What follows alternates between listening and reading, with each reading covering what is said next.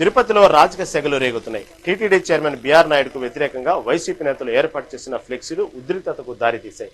TTD chairman కనబడటం లేదు అంటూ టీటీడీ పరిపాలనా భవనం ముందే పోస్టులు వేయడం కలకలం సృష్టించింది.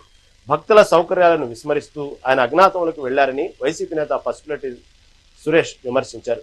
వెంటనే ఆయన తన పదవికి రాజీనామా చేయాలని డిమాండ్ చేశారు. రంగంలోకి దిగిన సెక్యూరిటీ సిబ్బంది ఆ ఫ్లెక్సీలను హుటాహుటిన తొలగించారు. ఈ ఘటన తిరుపతిలో ఇప్పుడు హాట్ టాపిక్ గా మారింది.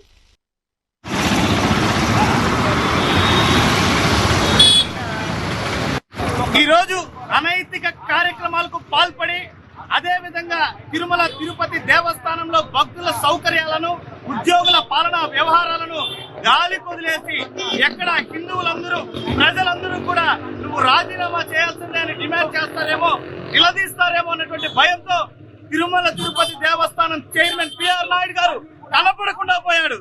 కాబట్టి ఆయన ఎక్కడున్నాడో ఇమ్మీడియట్లీ తక్షణమే ఆయన చేసినటువంటి అనైతిక కార్యక్రమాల నేపథ్యంలో వెంటనే దేవస్థానం పదవికి రాజీనామా చేసి బేషరతుగా హిందూ భక్తులందరికీ కూడా క్షమాపణ చెప్పి తీరాల్సిందిగా మేము డిమాండ్ చేస్తున్నాం.